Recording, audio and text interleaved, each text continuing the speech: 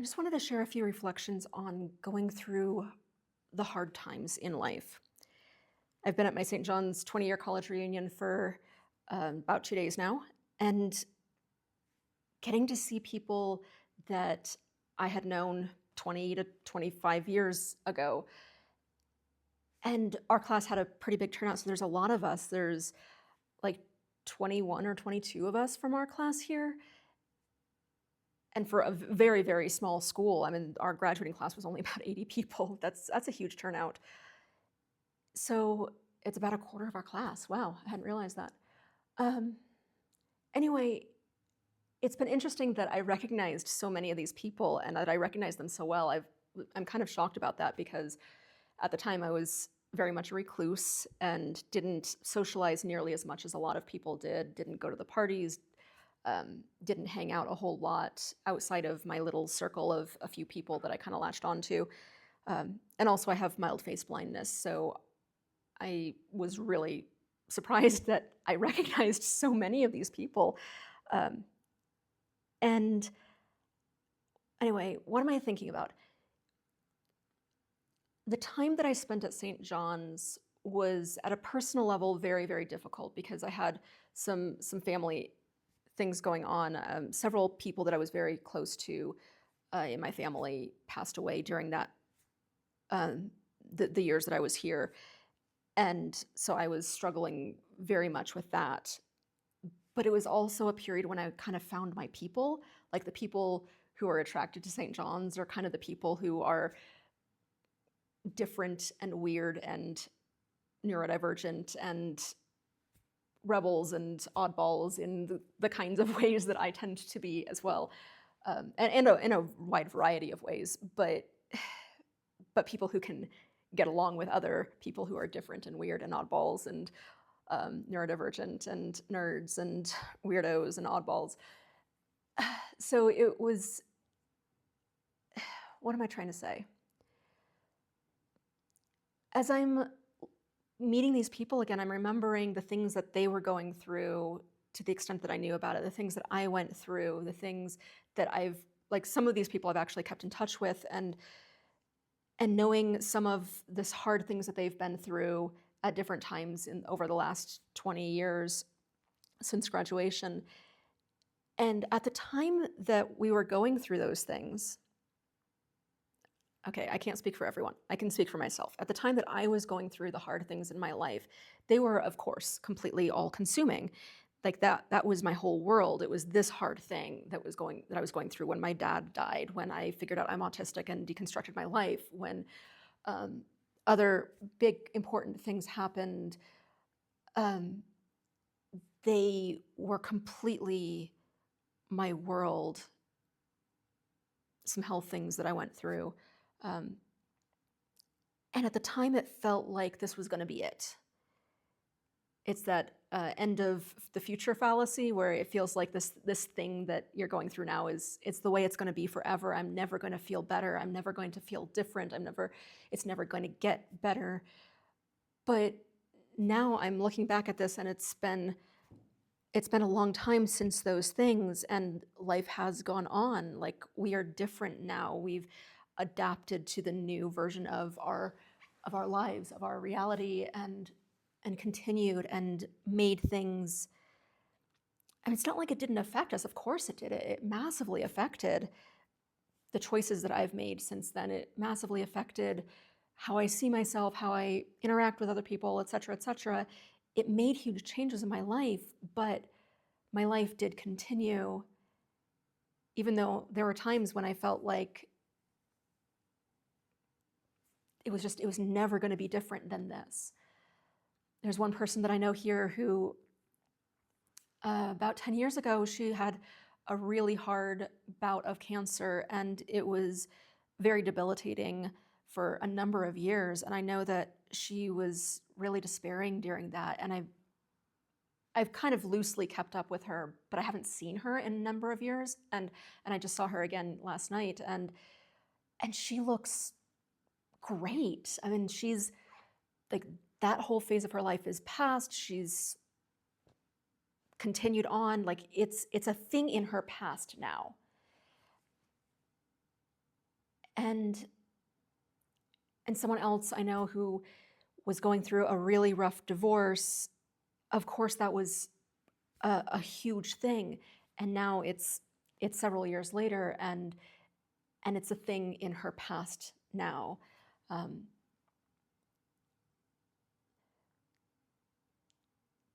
I remember when I was living in my van and I was driving around, and I um, made it to Lake Erie in the United States. And I went to this little museum about the history of the Erie Canal. And when I was a kid, I had been introduced to it slightly in some sort of history class when I was very young. And all I really remember from it was the song, 16 miles on the Erie Canal. And I had in my head that it was this gigantic project that continued for a long time, and that it saved the country, or like it aided in westward expansion of the country, etc. And it probably did those things to some extent, and it definitely was a huge undertaking at the time.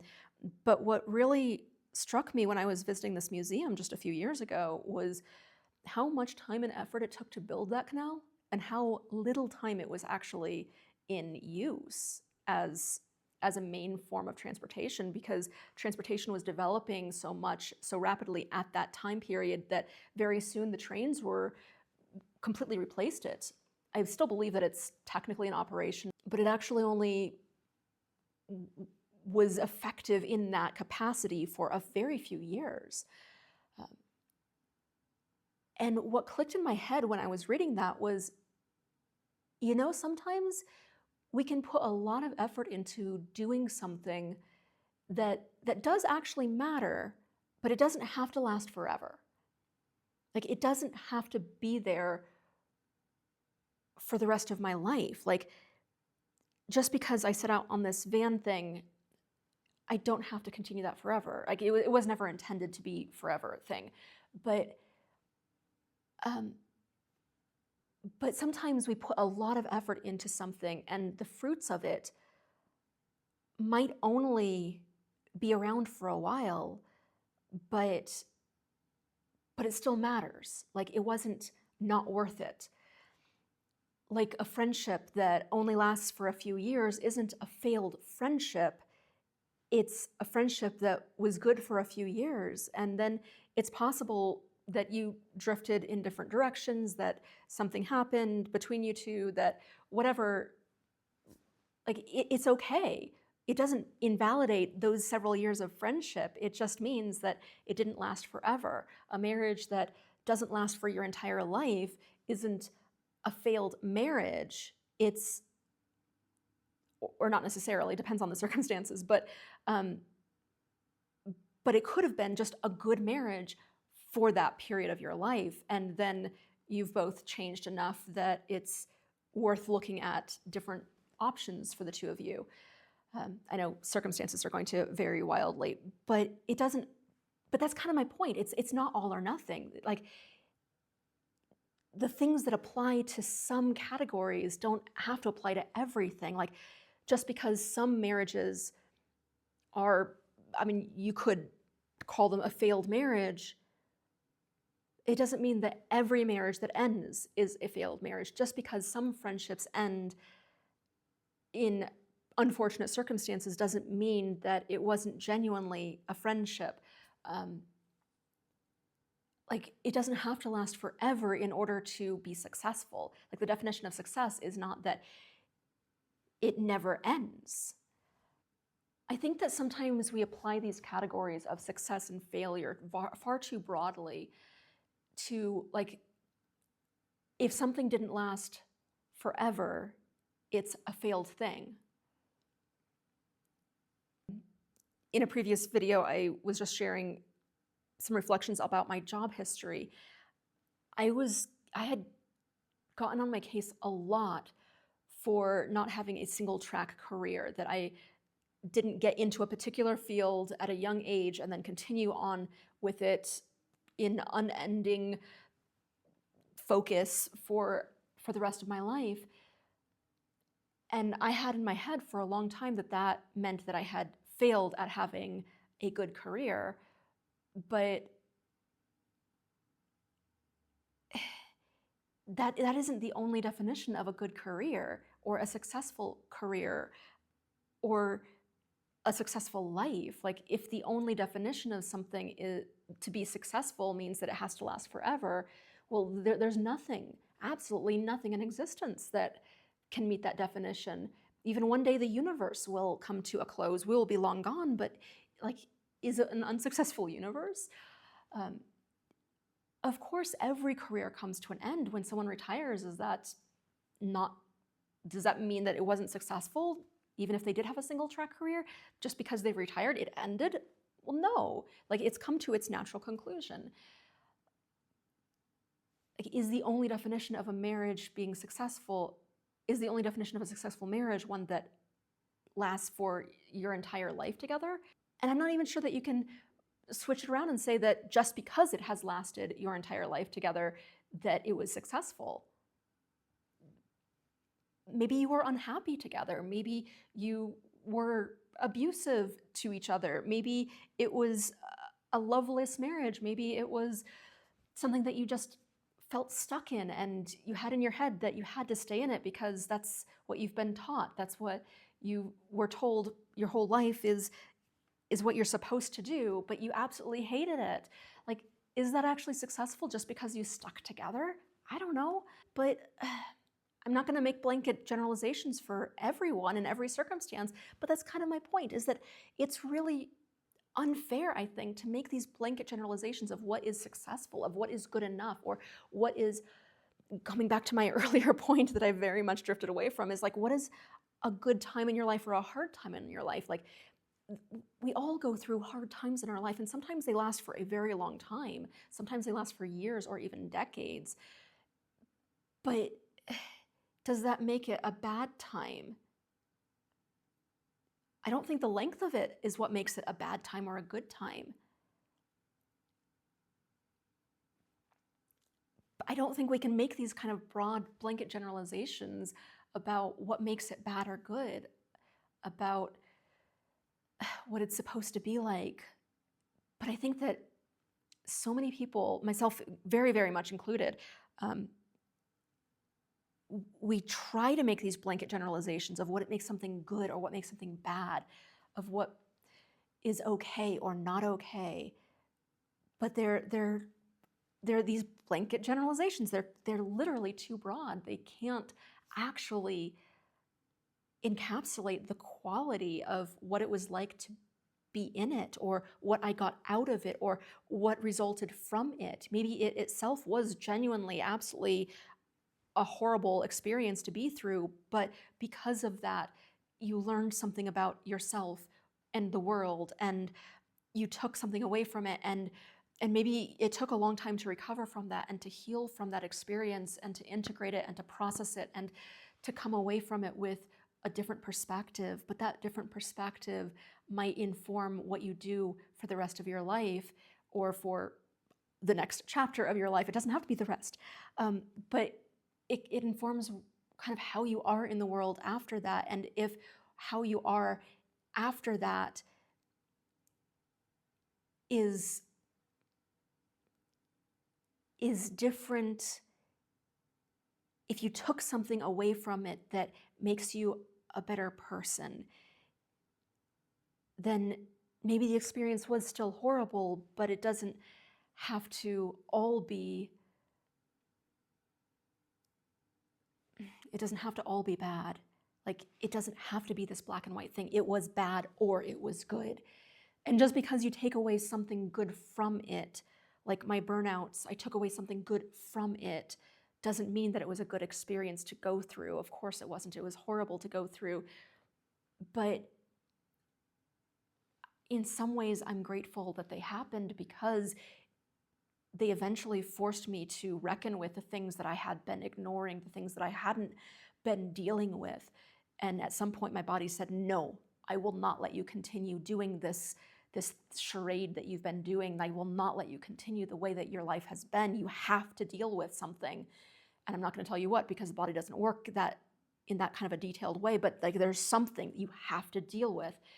And it took a lot of me exploring myself to figure out what that was. And there was, of course, it wasn't just one thing. It wasn't just that I'm autistic, and it wasn't just that, oh, I'm also ADHD, and it wasn't just that I had unprocessed grief from when my dad died, and it wasn't just et cetera, et cetera, et cetera. It was all of those things and more things and layers. And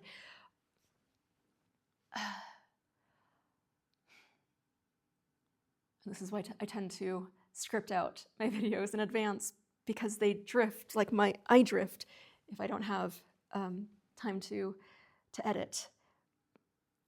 And I think that it doesn't have to be bad or good either way. Like there's good aspects to both.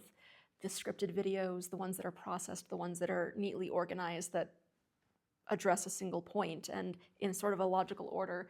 And there's some good in the videos that are this kind of unscripted, more stream of consciousness, watching my brain make connections. Like there's good in both, and there are limitations to both, but they're not blanket good or bad.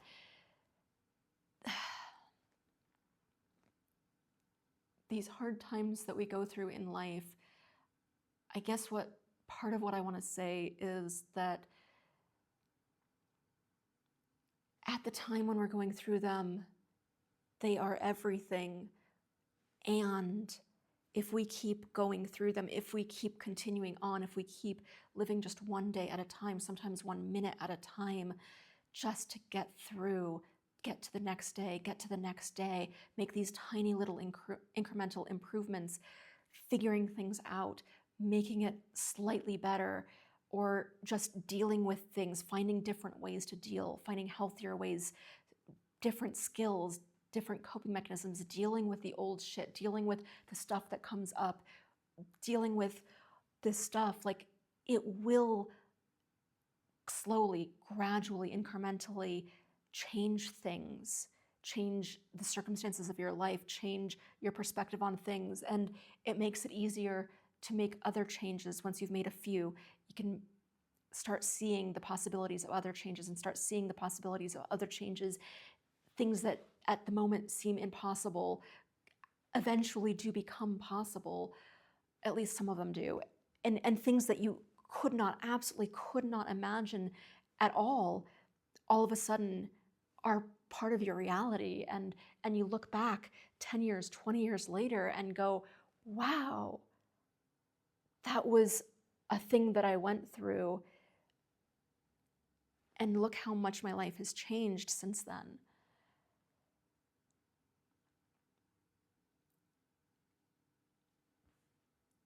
And something that I came to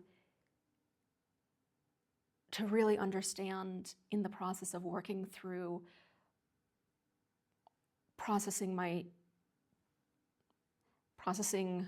who I was, what it meant for me to know, understand that I'm autistic, to understand that I'm ADHD, to understand that I work differently, to understand that I have relational trauma, that I have complex relational trauma, that I have a lot of which has been healed, but not completely. That's going to be a lifelong process. Anyway, part of what I've come to understand in understanding that I have Ehlers-Danlos syndrome, that my body functions differently, that I'm like, anyway, other health issues. Something that I've come to really internalize is that hope is a verb. It is active. It is not something that you either have or you don't. It is something that you feed. It is something that you nurture. It is something that you foster a little bit at a time. It is not wishful thinking. It is not just hoping that things will turn out well because I'm too overwhelmed to be able to deal with it. That is not, that I think that's wishful thinking, but hope is something that you cultivate on a daily basis, on a minute-by-minute basis, to get you through one day at a time, 1 minute at a time, to just keep going, to keep working, to keep figuring things out, to just make it better. And as you do that, you make things better. And eventually you get to the point where you can look back and say, things are better.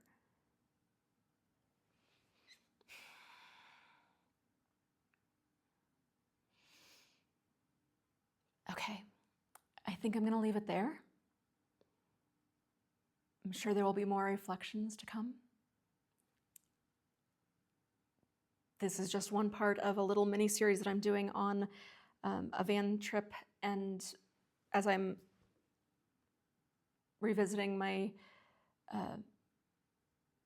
both living in a van and obviously coming to my 20-year college reunion. So there's a playlist of this little group of videos if you're interested in some more of these meandering reflections. Have a near wonderful day.